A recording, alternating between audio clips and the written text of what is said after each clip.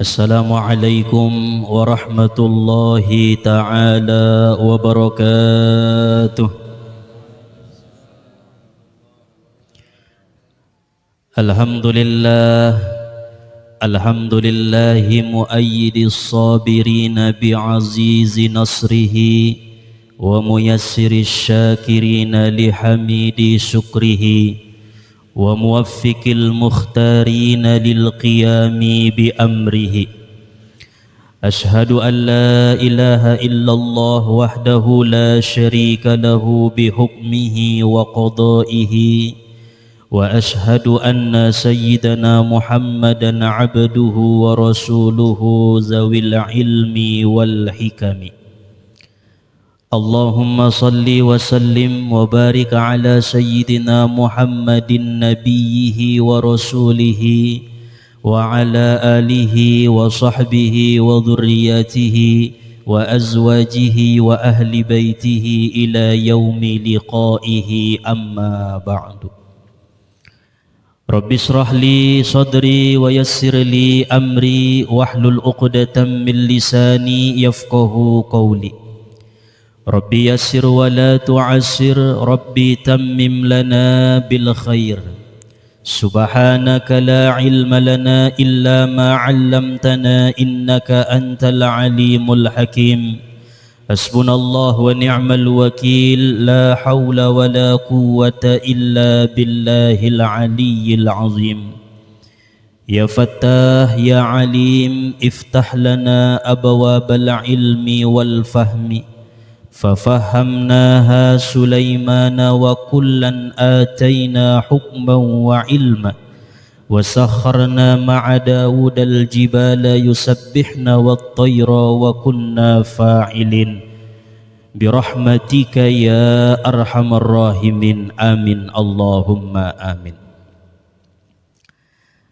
Pertama-tama marilah sama-sama kita panjatkan puji serta syukur kita kehadirat Allah Subhanahu wa ta'ala yang melimpahkan anugerah nikmat hidayah karunia-Nya kepada kita bersama, sehingga pada hari ini kita dapat berkumpul, bertatap muka, bersilaturahim, menuntut ilmu lillahi ta'ala. Kemudian salawat serta salam kita kirimkan, kita hadiahkan kepada junjungan kita Nabi besar Muhammad sallallahu alaihi wasallam, karena syafaatnya lah yang kita harap-harapkan.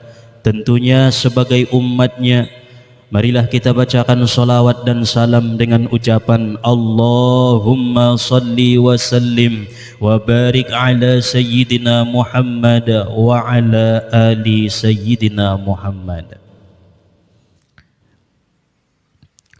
Yang sama-sama kita muliakan para asatidz, para tuan-tuan guru kita, alim ulama yang hadir di tengah-tengah kita bersama, dan juga kepada orang tua kita, para sesepuh atau bangun nadua tulu hadir di majelis pengajian tahun, wabil khusus kepada sahibul bait beserta dengan keluarga namangalehen di hita tempat menjamu ita dohot sebaik-baikna. Mudah-mudahan jadi wasilah asbab diturunkan Allah keberkahan ima di bagason. Umumna hadirin wal hadirat, Bapak Ibu jamaah yang dimuliakan oleh Allah Subhanahu wa ta'ala.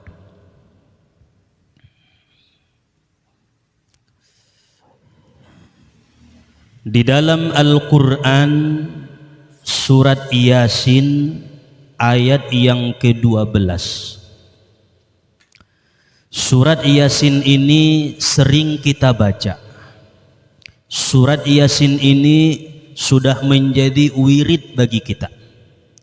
Surat Yasin ini sudah menjadi bacaan yang kita khususkan di acara-acara tertentu. Hajatan, syukuran, masuk rumah, kemalangan, pernikahan, itu semua dibacakan surat Yasin, karena memang Nabi juga mengatakan betapa besarnya fadilah surat Yasin. Sesuai dengan yang disebutkan oleh Rasulullah sallallahu alaihi wasallam, inna likulli syai'in qalban wa qalbul Qur'an Yasin. Sesungguhnya segala sesuatu itu memiliki hati, dan hatinya Al-Quran adalah surat Yasin. Maka banyaklah sudah kita ketahui tentang fadilah-fadilah surat Yasin, tetapi kadang-kadang di antara kita masih banyak yang salah membaca surat Yasin. Masih banyak yang tidak tahu tata cara membaca surat Yasin, sehingga bacaan surat Yasin ini menjadi tidak berkah, menjadi tidak diijabah oleh Allah permintaan, karena memang tidak sesuai dengan aturan yang diajarkan oleh para ulama-ulama kita.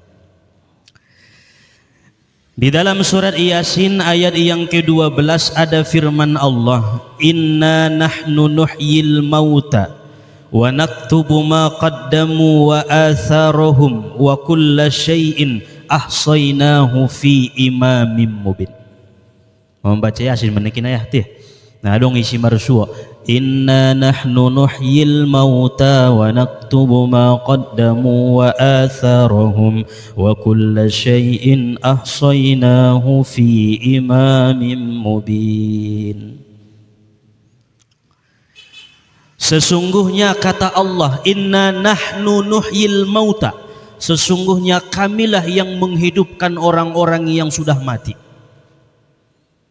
Dari ayat ini kita mengambil satu pelajaran bahwa dibangkitkannya seseorang dari kubur itu memang benar adanya, karena Allah mengatakan inna nahnu nuhyil mauta, sesungguhnya kami yang menghidupkan yang sudah kami matikan, kami hidupkan kembali. Allah kuasa, Allah mampu menghidupkan orang yang sudah mati. Berarti kita yang beriman, mukmin laki-laki, mukminat perempuan, wajib meyakini bahwa adanya hari berbangkit setelah di dalam kubur. Di mana hari berbangkit itu akan ditanyailah oleh Allah Subhanahu wa taala semua kelakuan-kelakuan kita semasa hidup. Akan diperlihatkan oleh Allah Subhanahu wa taala, diseret dari kubur masing-masing menuju padang mahsyar, dan diperlihatkan Allah kelakuan-kelakuan kita semasa hidup. Wa naktubu ma qaddamu wa atharahum wa kulla syai'in ahsaynahu fi imamin mubin. Dan kami menuliskan apa yang telah mereka kerjakan dan bekas-bekas yang mereka tinggalkan. Segala sesuatu itu kami kumpulkan dalam lauhil mahfuz, kata Allah. Berarti yang kedua pelajaran yang kita dapat di ayat ini, wa naktubu ma qaddamu wa atharahum, kata Allah, kami akan menuliskan apa-apa yang mereka kerjakan dan bekas-bekas yang mereka tinggalkan.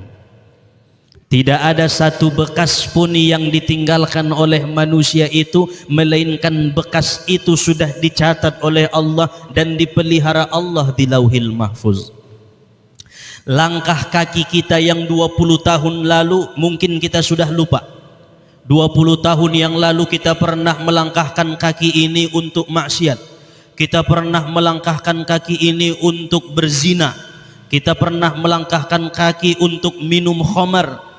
Itu semua dicatat oleh Allah fi imamim mubin, di dalam lauhil mahfuz. Tidak ada satupun yang bisa mengkotak-katik catatan Allah Subhanahu wa taala. Dari mulai kita lahir sampai nanti kita wafat, itu semua tertulis jelas di kitabnya Allah.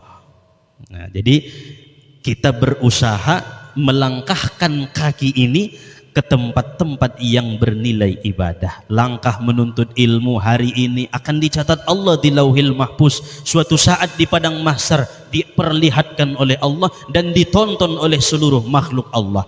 Maka banyak manusia yang malu dengan filmnya, Banyak manusia yang malu dengan perbuatannya karena ditontonkan oleh Allah, dipamerkan oleh Allah Subhanahu wa taala. Yang maksiat, yang taat semua akan terlihat. Maka banyak manusia menunduk, merasa malu sehingga dalam keadaan telanjang tidak memakai apapun, mereka tidak sibuk lagi dengan tubuhnya tapi sibuk melihat kelakuannya di waktu hidup di dunia. Masuk betul-betul dibenahi, diperbaiki langkah-langkah kita, karena Allah mengatakan wa kulla syai'in ahsaynahu fi imamin mubin. Kami catat langkah-langkah itu, langkah silaturahim, langkah menuntut ilmu, langkah bersolat berjamaah, langkah mencari ridho Allah, langkah melayani suami dengan kepatuhan syariat agama Allah, itu semua akan dicatat dan kita akan mendapatkan balasan daripada langkah yang baik. Begitu juga dengan langkah yang tidak baik, kita akan diakibatkan dosa bagi orang-orang yang memperbuatnya. Na'udzubillahi min zalik. Hadirin wal hadirat Bapak Ibu yang dimuliakan oleh Allah Subhanahu wa taala. Ada 4 langkah yang disebutkan oleh para ulama, jarang kita amalkan, namun langkah ini apabila kita kerjakan, Allah mencatatnya dengan pahala yang sangat besar. Nilainya di sisi Allah Subhanahu wa taala. Mungkin sepele doi lala langkahon, tetapi jarang yamal konon. Yang pertama disebutkan oleh para ulama kita, al-masyu khalfat dhaif au ma'ahu bi sab'i khutuwatin. Melangkah sebanyak 7 langkah atau lebih di belakang tamu atau bersamaan dengan tamu saat mengantarkan tamu. Jadi palaro tamu ni batu bagas, sunnah mai diantarkan 7 langkah minimal. Nah, langkah yang mengantarkan tamu itu sebanyak 7 langkah atau lebih, baik kita di belakang tamu atau di samping tamu, bersamaan dengan tamu yang akan kita tuntun langkahnya untuk pulang, maka itu langkah dicatat Allah dengan pahala yang sangat besar di sisi Allah Subhanahu wa taala. Jadi sambil marsolawat maiwa mengantarkan tamuan, Allahumma sholli ala sayyidina Muhammad wa ala ali sayyidina Muhammad. Nah jarangan maya hiben kalak nusungununan. Olo roalak martamu tu bagasnya mulak ngai pataruya pinomat ulat ni pintuy. Nah, memang begitulah ajaran. Nah, so mendapot kabarokahan. Seseorang yang datang ke rumah kita, mereka membawa rahmat, dan nanti mereka ketika pulang akan membawa penyakit-penyakit yang ada dalam tubuh kita, dosa-dosa akan mereka buang di tengah jalan itu. Itulah barokahnya tamu. Maka siapapun yang datang ke rumah kita, wajib hati ini senang apabila ada orang yang bertamu ke dalam rumah kita. Ngatola koyak roa palaru alak tu bakas ni ba. Manom boda bo maro bayu iya sajo ro ning ya. Olo untuk hari penaro may loji ba marmasak ben panganun niya sajo. Nasonsononan mengupat bahasa nay bahasa yang berdosa. Maka siapapun yang datang ke rumah kita, nasodong jadi epeng na orang miskin, orang kaya, sama semua senang, gembira hati karena tamu itu membawa rahmat dan keberkahan. Inabi do mandok nai. Olo, pala songonon bo sohibul bait ibaini pengajian, kemudian datang banyak orang, on kan masuk bagian tamu mon, lalu kemudian pala marmulakan tongkin nai ami oban mun sude penyakit dosa-dosa yang bukan di tongadalan. Artina adoy maksudna Allah mengampuni dosa ahlul bait dengan sebab menerima tamu karena berkah keikhlasannya kepada Allah Subhanahu wa taala. Maka orang yang pertama menerima tamu dan mengajarkan kita cara menjamu tamu adalah Nabi Ibrahim alaihi salam. Sebelum Nabi Ibrahim ngadongon do pinamartamuon, tetapi di zaman Nabi Ibrahim maka disitulah diajarkan, diberikan pelajaran oleh Nabi Ibrahim bagaimana tata cara ketika orang datang ke rumah kita. Hal ataka haditsu dhaifi Ibrahim al-mukramin. Apakah kalian tidak mendengar cerita ketika ada yang bertamu ke rumahnya Nabi Ibrahim, kata Allah. Izdakhalu alaihi faqalu salama. Ketika orang ini datang mereka mengucap salam. Assalamualaikum ya Ibrahim. Di tengah malam jam 2 borngin na martamu. Oh sugari umak ibu kak kodope. Jam 2 borngin roalak tu sibu. Imam Nabi Ibrahim tengah malam 4 orang datang ke rumahnya. Assalamualaikum ya Ibrahim. Dijawab oleh Nabi Ibrahim, waalaikumsalam. Qala salamun qaumun munkarun faraga ila ahlihi faja'a bi'ijlin samin. Maka Ibrahim mempersilahkan 4 orang ini masuk ke dalam rumahnya, lalu kemudian ia pergi ke belakang menemui istrinya. Wahai istriku, adakah sesuatu yang bisa untuk dijamukan kepada orang itu? Masya Allah. Jadi ternyata begitu tamu datang ke rumah kita, yang pertama jangan diajak ngobrol, kasih hidangan, jamuan ataupun minuman yang bisa disuguhkan untuk tamu yang datang ke rumah kita. Itu adab yang diajarkan oleh Nabi Ibrahim. Istrinya berkata, la ya Ibrahim, tidak ada sesuatu apapun dalam rumah kita wahai Ibrahim. Akhirnya Nabi Ibrahim malam itu juga mengambil ke belakang seekor kibas, lalu kemudian disembelih oleh Ibrahim, dimasak malam itu, dihidangkan kepada 4 orang tamu. Masya Allah. Radu pia repot-repot tong aborngin marmasak rondang. Jadi mentong kare jo yang guite kan. Namo memelalayan cokot mahuro kan ni muma ya. Tapi Nabi Ibrahim tidak, tengah malam pun dihidangkan makanan. Begitu dihidangkan makanan itu kemudian Nabi Ibrahim berkata, faqarrabahu ilaihi faqala ala ta'kulun. Silahkan makan, kata Nabi Ibrahim. Tetapi 4 orang berkata, sungguh kami ini wahai Ibrahim tidak pernah makan sesuatu apapun. Mau biar Nabi Ibrahim iligini tuturu indana napak patnai. Oh, tongaborngin indana napak patnaun. Akhirnya bajau jasa khifatan Ibrahim merasa takut yang bersangatan dia tetenya, jantungnya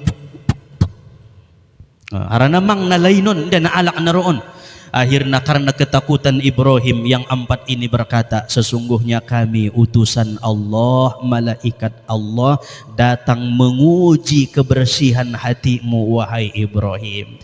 Maka kami telah melihat dan kami menyaksikan betapa engkau bersusah payah untuk menjamu kami, menghormati kami. Maka dengan itu kami berdoa kepada Allah agar engkau diberikan keturunan yang soleh. Ternyata Ibrahim pada saat itu belum dianugerahi Allah seorang anak keturunan.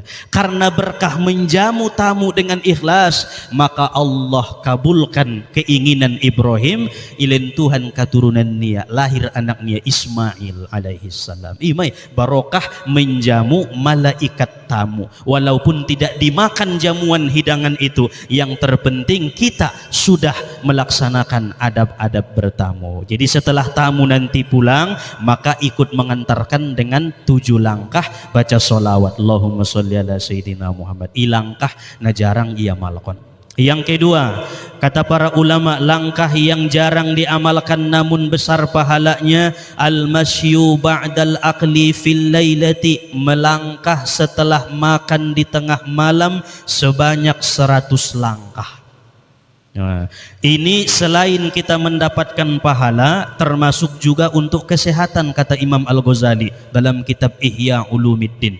Jadi pala adong alak na biasa mangan tong aborngin, anggo namar warung namar jakal na biasa nih, jam 10 mangan, jam 11 mangan. Nah, salo si mangan di tengah malam, melangkah jolobo penay bakas nibay sebanyak 100 langkah.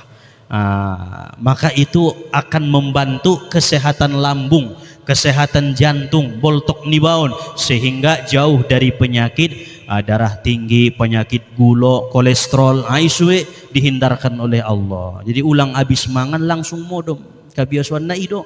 Olo mangan jam 10 porngin martambu musedope borat sibuki pagulung. Sontong ngaurang sehat kan. Indah mengamalkan langkah yang diajarkan oleh para ulama-ulama kita. Yang ketiga, al-masyu ba'da sadaqah bisabai khutuwatin, melangkah setelah bersedekah dengan 7 langkah agar mempercepat menarik ridho dan perhatian daripada Allah Subhanahu wa taala. Bersedekah ki batu anak yatim umpamana, nah 10.000 sidokah ni batu anak yatim, mangalangkai bajolo 7 langkah dengan tujuan supaya menarik perhatian Allah bahwa saya bersedekah. Bukan berarti Allah tidak melihat kita bersedekah, bukan. Allah maha melihat dengan perbuatan hamba-hambanya, tetapi memancing perhatian Allah. Nomor sidokah dau Tuhan idok tu Tuhan sidokah ni bay, itu sangat dicintai oleh Allah. Daripada kita mengasih tahu, daripada kita mengkabarkan sedekah kita itu, menceritakan sedekah kita kepada orang lain, makhluk-makhluk Allah. Nabi aso nantong menjalai perhatian ni manusia do tile marsidokah jolo oke jolo topot kon dompak isi bo o tulangku dompak isi amang burungku suibo to mang burung kina marsidokah hau. Kan hidup keinginan dia tuh suiboto tulangkan nomor sido kahau, berarti menarik perhatian tulang nih Pak, menarik perhatian nih mertua nih Pak, tidak, tapi ini menarik perhatian Allah. Nah, sehingga di situ nanti akan muncul sedekah yang ikhlas karena Allah Subhanahu wa taala. Kemudian yang keempat, al-masyu fil maqbarah. Ini pun jarang dilakukan. Melangkah ketika ikut mengantarkan jenazah ke pemakaman, begitu mayit ini dikuburkan, lalu kemudian kita melangkah dari kuburnya sebanyak 40 langkah sambil membaca doa Allahumma gfir lahu, Allahumma gfir lahu, Allahumma gfir lahu. Apabila mayit yang diantarkan itu perempuan, Allahumma gfir laha, Allahumma gfir laha, Allahumma gfir laha. Berarti mulak mun pemakaman mendawa mang itanum songonon, may tabur bungo-bungo, may siramkon air, kemudian ditinggalkanlah ini mayit jenazah naon almarhum, langkahkan kaki dengan membaca doa Allahumma gfir lahu, ya Allah ampuni dosanya, ya Allah ampuni dosanya, ya Allah ampuni dosanya. Itu sangat dinanti-nantikan oleh seseorang yang sudah terdahulu daripada kita. Job rowanalai, terima kasih may doakon ko, may pangidoon ko tutuan ampun dosangku ning orang tua ni bay, sudaro ni bay. Jadi pala kita tu pemakaman baca Allahumma gfir lahu, Allahumma gfir lahu, Allahumma gfir lahu. Palagit sudai doakon Allahumma gfir lahum, Allahumma gfir lahum, Allahumma gfir lahum. Jadi mendaput sudah sepemakamani mendaput kalai doa ni bay. Jarang doa malko ni, tapi besar pahalanya di hadapan Allah Subhanahu wa taala. Itulah yang dimaksud oleh Allah Ta'ala dalam Al-Quran surat Yasin ayat yang ke-12. Inna nahnu nuhyil mauta wa naktubu ma qaddamu wa atharahum wa kulla syai'in ahsaynahu fi imamin mubin. Makanya cara membaca surat Yasin agar surat Yasin itu berterima, afdol utamanya, nah pertama ketika membaca Yasin disunnahkan bersolawat sallallahu ala Muhammad, karena Yasin itu nama daripada nama Nabi Muhammad sallallahu alaihi wasallam. Jadi ulang langsung sambung Yasin wal Qur'anil Hakim, ulang Yasin sallallahu alaihi wasallam. Boleh dijaharkan, boleh dalam hati ijaharkan petong mome untuk mengajak orang lain bersolawat juga sallallahu ala Muhammad. Baru lanjut wal Qur'anil Hakim innaka laminal mursalin ala siratim mustaqim sampai ayat 12 kajin tawang. Begitu ketemu ayat 12 inna nahnu nuhyil mauta wa naktubu ma qaddamu wa atharahum wa kulla syai'in ahsaynahu fi imamin mubin sallallahu ala Muhammad. Mar solawat musisi berarti 2 kali solawatnya dalam surat Yasin. Kenapa? Karena imamim mubin yang ada pada ayat yang ke-12 adalah nama daripada nama Nabi Muhammad sallallahu alaihi wasallam. Buka kitab Dalailul Khairat, ada di situ nama imamim mubin adalah Muhammad sallallahu alaihi wasallam. Jadi mar solawat juga sih. On kan Nabi asu itu membain Yasin boha. Jadi bain mak nak kini bain do solawat nak. Indah untuk bulan naro ibain mai Allah Yasin sallallahu ala Muhammad wal Qur'anil Hakim sampai ayat 12 musenon fi imamim mubin sallallahu ala Muhammad. Baru poin yang ketiga, nah paling penting dalam surat Yasin ayat 76 kalau tidak salah. Fala yahzunka qawluhum inna na'lamu ma yusirruna wa ma yu'linun. Fala yahzunka qawluhum. Waqaf lazim haram hukumnya melanjutkan bacaan, wajib berhenti. Fala yahzunka qawluhum, berhenti. Karena adong do mim na menek da wiginjangi, huruf mim na menek iman dok name wajib berhenti. Setelah berhenti ambil nafas. Inna na'lamu ma yusirruna wa ma yu'linun. Lanjut ma ayat nai. Jangan diulang lagi. Fala yahzunka qawluhum, berhenti. Nabi Yasona alak ini sini. Fala yahzunka qawluhum inna na'lamu ma yusirruna wa ma yu'linun. Mardosa anggo menurut ahli Al-Quran. Mereka mengatakan merdosa membacana inda berhenti di waqaf lazim di mim na menek di ayat 76. Perlu kita perhatian nih, karena di mana-mana surat Yasin dibaca. Ngabino totokin surah laki memimpin surat Yasin nasala do iba na mangoban konay iba menanggung jamaah makmum na mangyut kono. Jadi ulang salah be. Nah, natuloy mapoin na solawat ayat pertama, solawat ayat yang ke-12, kemudian wajib berhenti di ayat yang ke-76. Fala yahzunka qawluhum. Nah, itu yang dimaksud daripada surat Yasin, sedikit tentang cara membaca agar supaya tidak salah tata caranya menurut yang diterangkan oleh para ulama-ulama terdahulu kita. Hadirin wal hadirat yang dimuliakan oleh Allah Subhanahu wa taala, kita lanjut menambah pengajian kita pada hari ini, yaitu mengenai tentang adab-adab saat qada hajat. Karena nanti kita akan mengkaji masalah solat. Sebelum kita solat, pertama adalah istinja, qada hajat. Setelah istinja baru kemudian nanti wudu.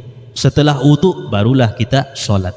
Karena siapa yang toharohnya tidak bersih, maka wudunya tidak sah, solatnya pun tidak sah. Nomor sada di kitab-kitab fikih manapun, Bajuri, Syarqawi, nah itu semua awal bab dalam kitab fikih adalah kitabut toharoh, kitab menerangkan tentang hukum toharoh, bersuci. Al-adabu fawqal ilmi, adab itu di atas ilmu. Banyak orang yang berilmu tapi tidak beradab. Tetapi banyak orang yang beradab, maka sesungguhnya dia telah berilmu. Berarti tinggian do adab ampadu ilmu. Tinggi PKJ ni ba malupi ba mengaji, pintar cerdas namun tidak adong adabna, sia-sia ilmu ni bay. Degesan dolak ana maradabi bo pengasaja ilmu ni ya. Maka adab-adab di saat kita qada hajat paling sedikitnya ada 10 perkara. Yang pertama dijelaskan oleh ulama-ulama kita, jangan membuang ingus saat qada hajat sebab bisa mewarisi tuli. Datola dompak buang air kecil atau buang air besar lau mengaha ingus ya nia. Nah, Nabi Yasuan anggoitaan ba dolak ngasuni mewarisi tuli, nedok tuli ingol. Nah, murmato bang ahalinimu listening ya sungoni. 40 tahun dopi umur mana ingolan, berarti biasa ya buang ingus saat qada hajat. Yang kedua, jangan memutar-mutar atau mempermainkan zakarnya, kemaluannya, karena setan tidur di bawah zakarnya. Nda tolak.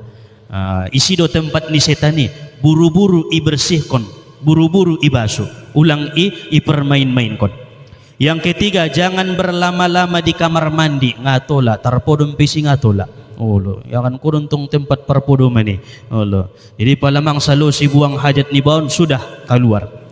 Yang keempat, hendaklah ia menutup kepalanya karena Allah akan menghujani rahmat kepada orang itu. Jadi masuk kamar mandi, angkon nadong penutup kepala, handuk, kerudung atau lobe songonon bo, ulang ibuka. Totop dodong penutup kepala. Isi na mangamalkon na sungunian, iturunkan Tuhan tua tiati ni bayoy rahmat na sangat bahat. Yang kelima, adab-adab qada hajat. Saat berdiri selesai qada hajat, berpegang tangan kanannya untuk membantunya berdiri. Allah akan memberikannya ilmu hikmah. Jadi paladung salo sesongonon bo bain jolo tangan ni batu dindingi, tangan sebelah kanan, ulang langsung berdiri untuk membantu berdiri. Nah isina mengamalkan nasungununan ilin Tuhan ilmu hikmah di hati-hati niya. Insya Allah indah raunggal koi di kamar mandi, hati-hati bahat walak dabuna terjatuh di kamar mandi marpenyakit ngata rubati penyakit nebe bahat nasunguni kejadian. Jadi memang hukum neben ni ulamai memang mandung adong manfaat nih. Berarti bain tangan kanan niba ijata jolo songonon bo paladong tungkot niba du tungkot niba paladong dinding itu dinding. Yang keenam, jangan membunuh hewan saat kodo hajat ngatola walaupun semut atau sang ahani dahoisi ulang palaro tu jolo niba siram songonidot airi ndatola ibunuh. Yang ketujuh, jangan menutup kedua mata sebab mewarisi sifat munafik ngatola tutup mata ni basongonon waktu buang air kecil buang air besar kan rado menu ninga nama nutup mata saja mewarisi sifat munafik. Munafiki lain di mulut, lain di hati. Kemudian yang kedelapan, jangan meletakkan dua tangan di sekitar kepala dan muka sebab mewarisi keras hati. Ngatola sambil istinja, sambil kodo hajat. Ndatola soni. Pokoknya ibenya sunun bagi ndatola. Ndatola letakkan tangan tu ulu atau tu muka. Nah kan biasa soni. Itu akan mewarisi keras hati sehingga dinasehati, diberi saran, diberi masukan tidak menerima dengan nasihat orang. Yang kesembilan, jangan bersandar saat kodo hajat sebab mewarisi hilang cahaya di wajahnya dan membuat besar perutnya. Ngatola sonon bersandar.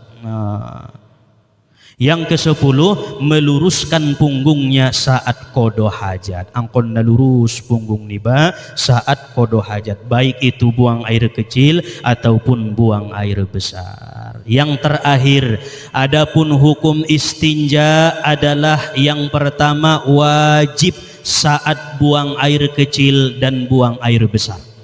Pala keluar manajisnai wajib maibasu, wajib maitoharohkan. Nawaitul istinja'a minal bauli wal ghaiti fardu alayya lillahi ta'ala. Bain ma'aiki basu wajib mai karena kita buang air kecil atau buang air besar. Ngatola naso isucion ndatola naso ibersihkan bahat walaki bain sosak na ilalaya itu pito pidalani ikaluar konya ngai basuya. Ini bukan toharoh namanya.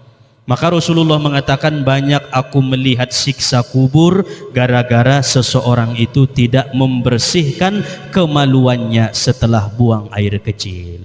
Jadi wajib hukumna. Yang kedua, sunnah hukumna istinja saat keluar air mani karena air mani itu tidak najis, cukup dibersihkan saja. Jadi pada keluar air mani niba bukan wajib dibersihkan tapi sunnah karena itu bukan najis. Ben na kotor dontong ilala ubasu jolo marpahalo.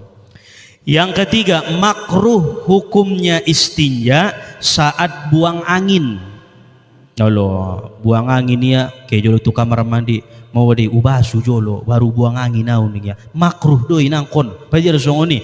Kecuali adong tong nama nyusul saat buang angin ni onggoi wajib mai olo anggo nasodong nama nyusul cukup indah tolai bersihkon makruh malah ibersihkon anggo jabat dentong wajib ning ulama ibersihkon hari-harion na membasu saja mai taon ay maso makruh hukumna anggo hanya buang angin saja.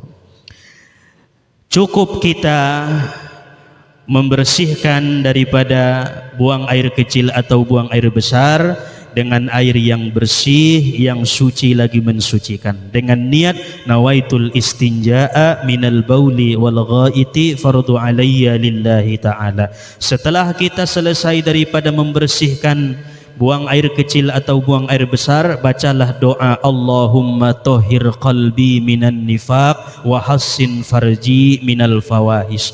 Ya Allah, sucikanlah hatiku dari sifat munafik, wa hassin farji, dan pelihara kemaluanku minal fawahis, daripada berbuat dosa besar. Berbuat zina, berbuat liwat, berbuat zihak dipelihara oleh Allah. Kalau kita membaca doa itu setelah selesai istinja, anak-anak kita pun diajari agar supaya mereka terhindar dari perzinaan. Nabahatan sannari, perzinaan, merajalela.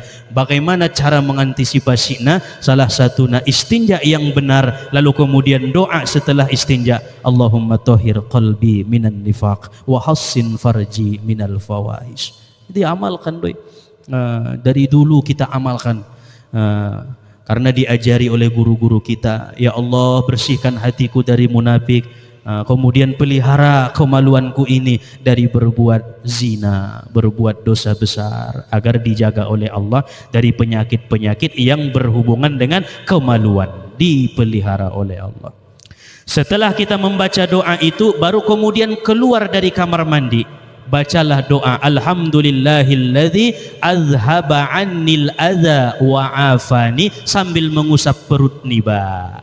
Alhamdulillahilladzi azhaba annil adza wa afani. Ya Allah, terima kasih sudah membantu mengeluarkan kotoran-kotoran yang ada dalam perutku. Isi-isi ning nabi tana membaca doa nainan salosiya istinja keluar dari kamar mandi, maka akan dijauhkan oleh Allah dari penyakit yang berhubungan dengan perut, yang berhubungan dengan boltok. Ipada Tuhan me aso dor ibaca ya marsyukur ya alhamdulillahilladzi azhaba annil adza wa afani. Itulah poin-poin di dalam istinja yang mungkin kita lalai mengerjakan, memperbuatnya selama ini. Tetapi andai kata mang ita amalkon, maka lanjutkanlah. Sesungguhnya itu banyak manfaatnya kepada diri kita sendiri, khususnya banyak manfaatnya kepada kesehatan tubuh kita, sekaligus kita mendapatkan nilai pahala daripada Allah Subhanahu wa taala. Inilah kajian yang dapat disampaikan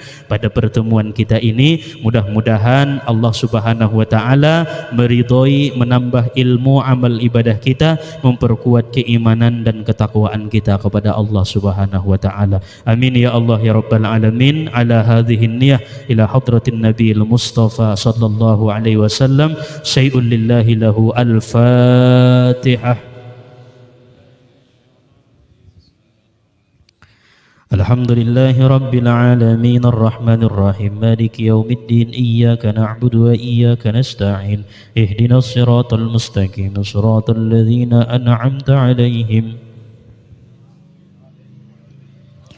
ضالين آمين. أعوذ بالله من الشيطان الرجيم. بسم الله الرحمن الرحيم. الحمد لله رب العالمين. لك الحمد يا أكرم الأكرمين ولك الحمد يا أرحم الراحمين ولك الحمد يا مجيب السائلين. اللهم لك الحمد بما أكرمتنا ولك الحمد بما سترتنا ولك الحمد بما رزقتنا ولك الحمد بالعلم والعمل ولك الحمد بالأهل والمال ولك الحمد بالعمل والرضا ولك الحمد بالصحة والعافية ولك الحمد بالعفو والمعافاة ولك الحمد حتى ترضى ولك الحمد إذا رضيت يا أهل التقوى وأهل المغفرة. اللهم اغفر لنا ذنوبنا ولوالدينا وارحمهم كما ربونا صغارا ولأجدادنا ولجداتنا ولمشايخنا ولجميع المؤمنين والمؤمنات والمسلمين والمسلمات برحمتك يا أرحم الراحمين. اللهم اغفر لأمة سيدنا محمد. اللهم ارحم أمة سيدنا محمد. اللهم استر أمة سيدنا محمد. اللهم اجبر أمة سيدنا محمد. اللهم اجعلنا يا الله من أمة سيدنا محمد. اللهم انفعنا بما علمتنا. رب علمنا الذي ينفعنا. رب فكهنا وفكه أهلنا وقرابة لنا في ديننا. ربنا زدنا علما وارزقنا فهما وأنت خير الفاتحين. اللهم افتح لنا فتوح العارفين. اللهم إنا نسألك الفتوح والمنوح والرسوخات في العلم برحمتك يا أرحم الراحمين. ربنا هب لنا من من أزواجنا وذرياتنا قرة أعين واجعلنا للمتقين إماما. اللهم أنزل الرحمة والمغفرة والنعمة والهداية والكرامة والمعون والصحة والعافية علينا وعلى هذه الجماعة وعلى أهل بيت يا أرحم الراحمين. اللهم ربنا أنزل علينا مائدة من السماء تكون لنا عيدا لأولنا وآخرنا وآية منك وارزقنا وأنت خير الرازقين. بسم الله خير الرازقين. اللهم اجعلنا من الشاكرين. ربنا آتنا في الدنيا حسنة وفي الآخرة حسنة وقنا عذاب النار. وصلى الله على خير خلقه سيدنا محمد النبي الأمي وعلى آله وصحبه وبارك وسلم بفضلك سبحان ربك رب العزة عما يصفون وسلام على المرسلين والحمد لله رب العالمين. تقبل الله منكم. تقبل يا كريم. صلى الله على محمد صلى الله عليه وسلم. صلى الله على محمد صلى الله عليه وسلم. صلى الله على محمد صلى الله عليه وسلم. صلى الله على محمد يا ربي صل عليه وسلم. اللهم صل وسلم وبارك عليه. السلام عليكم ورحمة الله وبركاته.